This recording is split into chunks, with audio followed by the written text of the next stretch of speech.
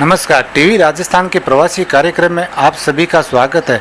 दोस्तों, डॉक्टर और समाज, अगर हम समाज के अंदर डॉक्टर की भूमिका को देखें तो डॉक्टर एक समाज का वो चेहरा होता है जिसमें समाज का जीवन और समाज का सुधार उसी से संभव होता है। क्योंकि हमारे पुराणों में डॉक्टर को भगवान का दूसरा रूप माना गया है, क्योंकि डॉक्टर है तो व्यक्ति है तो डॉक्टर है। आज हम आपको एक ऐसे डॉक्टर से मिलाते हैं जिन्होंने सूरत में आके सूरत की जनता की सेवा में अपना जीवन लगाया है।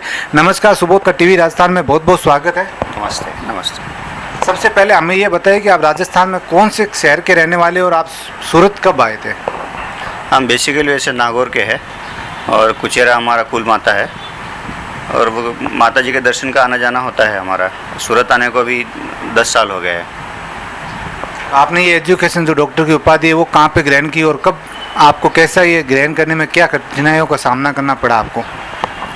मेरा एजुकेशन MBBS और उसके बाद में पोस्ट ग्रेजुएशन दोनों भी पूना से हुआ। एक अच्छे यूनिवर्सिटी से हुआ। BJ मेडिकल कॉलेज से मैंने ऑर्थोपेडिक की पढ़ाई की। शुरुआत में थोड़ी कठिनाइयाँ थी क्योंकि 3 भाई थे घर में और हमारे तीनों का एजुकेशन पूना में ही हुआ। और जैसे जैसे बड़े हुए एक दूसरे को हम हेल्प करते गए। जैसे मेरे बड़े भाई ने मेरी हेल्प की, फिर मेरे जब जैसे मेरा काम चालू हुआ तो मैंने अपने छोटे भाई की हेल्प की और ऐसे हम तीनों ने एक दूसरे का एजुकेशन पूरा किया। तो शुरुआती दौर में आपको एजुकेशन के मामले में काफ़ी फाइनेंशियल तौर पर दिक्कतों का सामना करना पड़ा, तो उसको आपने कैसे अपने जीवन को किस रूप में जिया और किस रूप में आगे बढ़ने की प्रयास किया आपने? वैसे एक मिडिल क्लास फैमिली से है।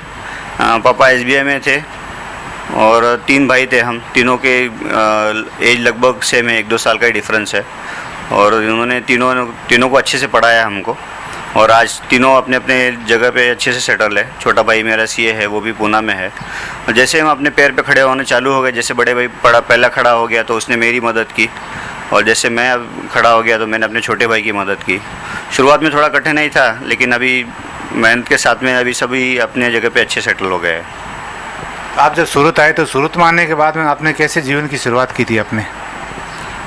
मेरा एजुकेशन पूरा होने के बाद में मैं ढूंढ रहा था कि किस जगह पे अपने सेटल होना है। ये हमारे बहुत रिश्तेदार सूरत में थे तो उन्होंने बहुत गुजारिश की तो एक बार सूरत आके देखे हम और यहाँ पे गवर्नमेंट मेडिकल कॉलेज में अप्लाई किया। मेरे वाइफ ने और मैंने दोनों को साथ में जॉब मिल गया। 1 साल गवर्नमेंट हॉस्पिटल में जॉब किया और फिर बाद में हमने प्राइवेट चालू किया। शुरुआत में हमने रेंट पे चालू किया और धीरे धीरे अभी 7-8 साल से अभी अपना खुद का हॉस्पिटल है।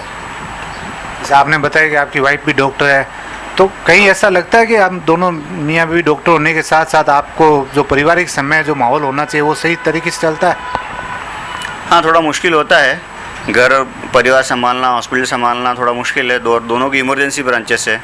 मिसेस मेरी गायनेक है तो उसका भी इमरजेंसी ब्रांच आता है। डिलीवरी कभी भी आता है, नाइट में जाना पड़ता है। और मेरा भी ऑर्थोपेडिक के इमरजेंसी ब्रांच है। एक्सीडेंट हुआ कभी हुआ तो पेशेंट आना पड़ता है। एक दूसरे को हम संभाल लेते हैं और घर और क्लिनिक दोनों को एडजस्ट करते हैं। आपने डॉक्टरी कहाँ से की और कब आपने की थी डॉक्टरी? मेरा MBBS नागपुर से हुआ और बाद में DGO के लिए मैं बॉम्बे गई थी। ऑलमोस्ट अभी 13 साल हो गए। और जैसे कि सर ने बताया कि हम दोनों एक दूसरे को काफ़ी कॉम्प्लीमेंट कर लेते हैं। इमरजेंसी ब्रांचेस है दोनों की भी, साथ में 2 छोटे बच्चे हैं और हमारे पेरेंट्स जैसे कि 3 ब्रदर्स है तो सब जगह पे जाना पड़ता है। तो जब वो नहीं रहते तब हम एक दूसरे को काफ़ी अच्छे से हैंडल कर लेते हैं। वी मैनेज अवर सेल्स की चलो एक है तो एक दूसरा संभाल लेगा। तो बच्चों को हम अकेला नहीं होने देते, साथ में टोटली हॉस्पिटल में पेशेंट्स को भी कभी प्रॉब्लम नहीं होने देते हैं। दोनों भी अपनी जगह पर बराबर सेटल करते रहते हैं। अगर हम प्रोफेशनल तौर पर देखें तो डॉक्टर की वाइफ डॉक्टर होती है लेकिन CA है या इंजीनियर, उनकी वाइफ CA इंजीनियर कम दिखाई देती है। ऐसा कैसे होता है? शायद मेरे हिसाब से एक डॉक्टर ही दूसरे डॉक्टर को समझ पाएगा, इसीलिए डॉक्टर और CA अगर साथ में रहे तो बहुत मुश्किल हो जाएगी। बिकॉज इमरजेंसी ब्रांचेस से अगर मेरे शायद हस्बैंड ये नहीं होते तो जहाँ तक आज मैं पहुँची हूँ तो शायद मैं पहुँच नहीं पाती। His support is utmost for me. उनकी वजह से मैं आज प्रैक्टिस कर पा रही हूँ। आप राजस्थान में कहाँ से हैं? हम लोग जायल। जैसे जायल का आपने जिक्र किया, राजस्थान में तो एजुकेशन के मामले में लड़कियां काफ़ी पीछे चलती है, तो आप सिटी में रहे तो क्या ये सिटी का प्रभाव है कि आपने ये डॉक्टरी हासिल कर ली? अगर वही चीज़ें अगर गांव के अंदर तो शायद आपको वो सब चीज़ें नहीं मिलती। नहीं, एक्चुअली हम लोग बचपन का जायल है बट सेटल अमरावती महाराष्ट्र में होते हैं। और मेरे दादाजी जो है, आप यकीन नहीं करोगे, हमारी फैमिली में 21 डॉक्टर्स कम से कम हैं। मेरी बुआ लोग डॉक्टर थे उस ज़माने में and they are all post graduates उस ज़माने में। तो मेरे दादाजी को पढ़ाई बहुत इम्पोर्टेंट थी और बेटियां उनके लिए जान थी, तो बेटी बचाओ जो बताते हैं, he is the one pioneer of our family के, जिन्होंने ज़िंदगी में हमेशा बेटियों को आगे बढ़ाया है। उस ज़माने की हमारी दीदी लोग हैं, बुआ लोग हैं, वो डॉक्टर्स हैं और अकेले हॉस्टल में उस ज़माने में भी पढ़ी है। तो डेफिनेटली कि जो घर का माहौल था वहाँ पर पढ़ाई का बहुत इम्पोर्टेंस था। आपने जैसे बताया आपने फुल सपोर्ट आपको पति से मिला है आगे बढ़ने के लिए, तो क्या आपने उतना उनको सपोर्ट किया जितना आपको उनसे मिला?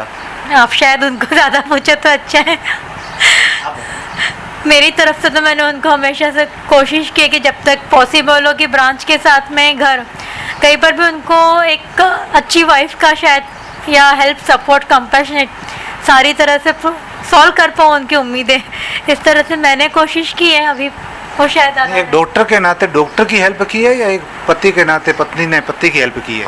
शायद सारे नातों में कोशिश की है हर नाता फिट करने का, जहाँ डॉक्टर की ज़रूरत है डॉक्टर, वाइफ की वाइफ, फ्रेंड बोलकर जगह पर, जैसी जिस चीज़ की मेरे से उम्मीद की गई है।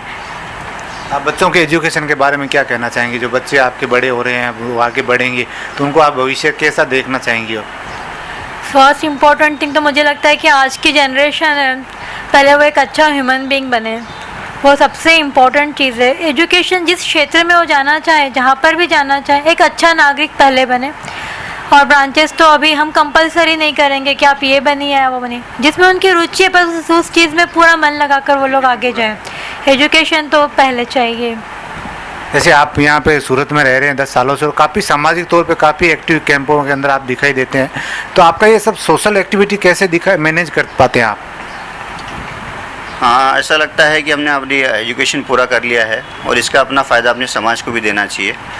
तो हम कोशिश करते हैं कि ऐसे शिविर प्लान करो जिसके अंदर हम गरीब लोगों की मदद कर सके।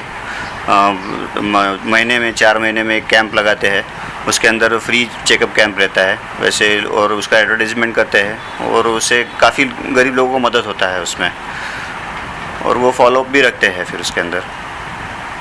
जैसे कि एक डॉक्टर की उपाधि बहुत महत्वपूर्ण उपाधि उस टाइम में, जैसे हमारे राजस्थान समाज के कम डॉक्टर बनते थे, साउथ से ज़्यादा पढ़ाई का दबदबा था, तो उस टाइम में कहीं ऐसा लगता है कि कहीं प्रभाव परिवार का ये हो भाई सीए बनी है या कुछ और बनी है, डॉक्टर की उपाधि में ज़्यादा समय खर्च होगा या ज़्यादा फाइनेंशियल दिक्कत आएगी?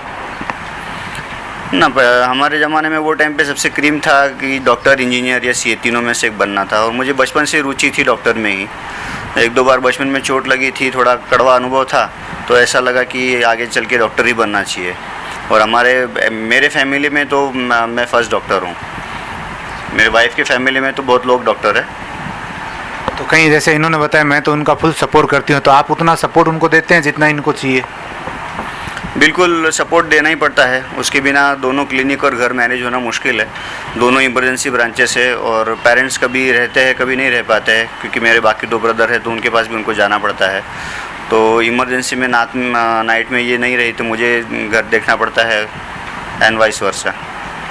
दोनों की मुलाकात का कोई ऐसा दिन आपको याद आए जिसमें आपको लगे नहीं ये फर्स्ट मुलाकात लाइफ की आगे बड़ी मुलाकात के रूप में तब्दील होगी?